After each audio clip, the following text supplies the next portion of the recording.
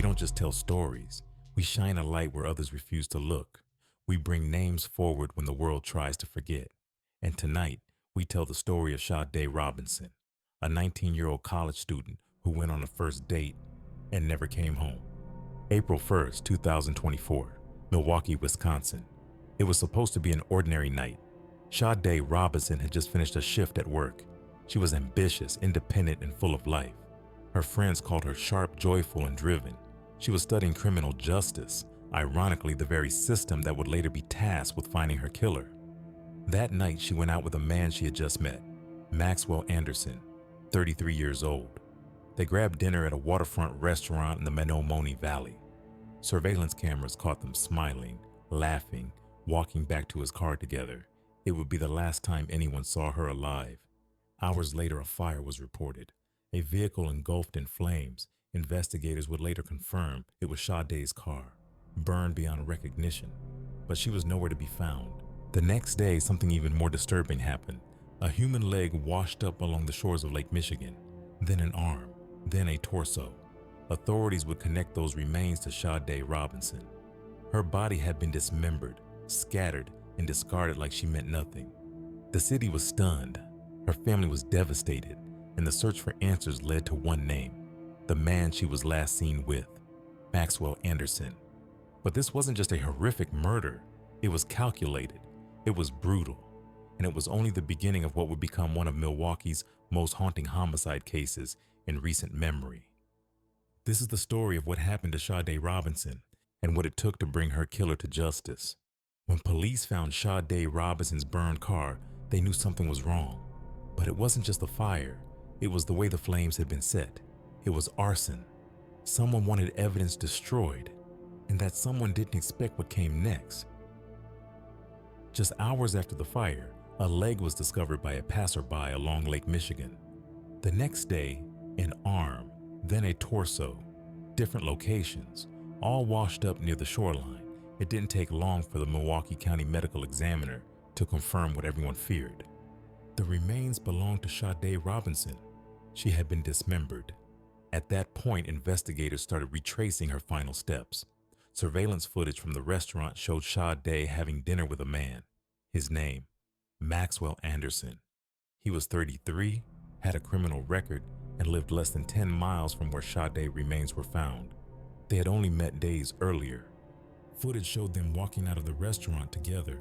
Later that night, license plate readers placed Anderson's vehicle in the area where Sade's leg was found.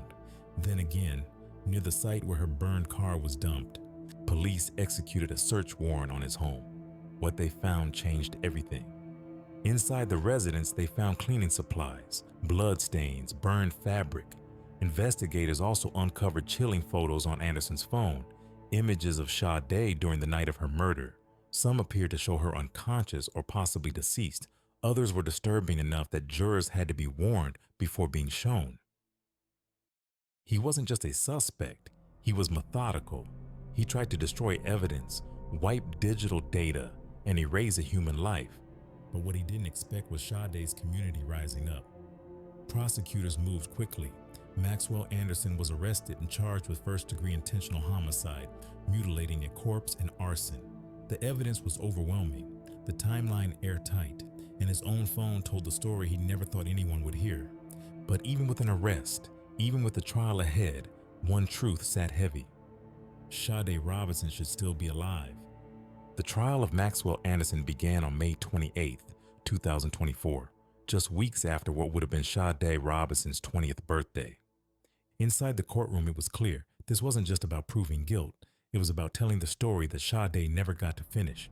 Jurors were shown gruesome evidence, surveillance footage, burned clothing, the haunting photos from Anderson's phone. One by one, prosecutors painted the timeline, showing how Anderson lured Sade in, murdered her, dismembered her, and tried to cover it up. It was cold, it was premeditated, and the motive? Still unclear, but the intent? Undeniable. Sade's family sat through every detail. Her mother, her siblings, her friends, all forced to relive the nightmare piece by piece. But they stayed, they faced him, and they waited. On June 6th, the jury delivered its verdict. guilty on all counts: first-degree intentional homicide, mutilating a corpse, arson. Maxwell Anderson would never walk free again.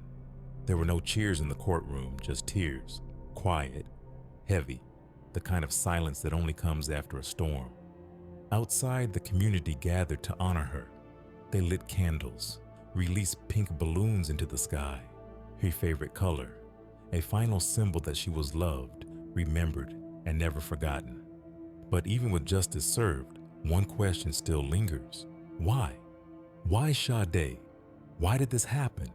Why was her life cut short by a man she barely knew? There may never be a satisfying answer, but her story didn't end with her death.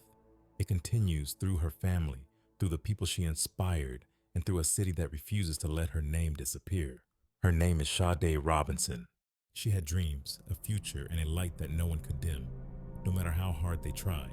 And at Wide Eyes Media, we will keep telling these stories until no one has to fight this hard for justice ever again.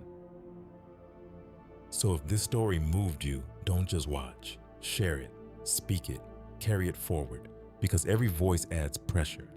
Every name shared adds weight. And every one of us has the power to make sure Sade Robinson is never forgotten. Stay aware, stay involved, and stay wide-eyed.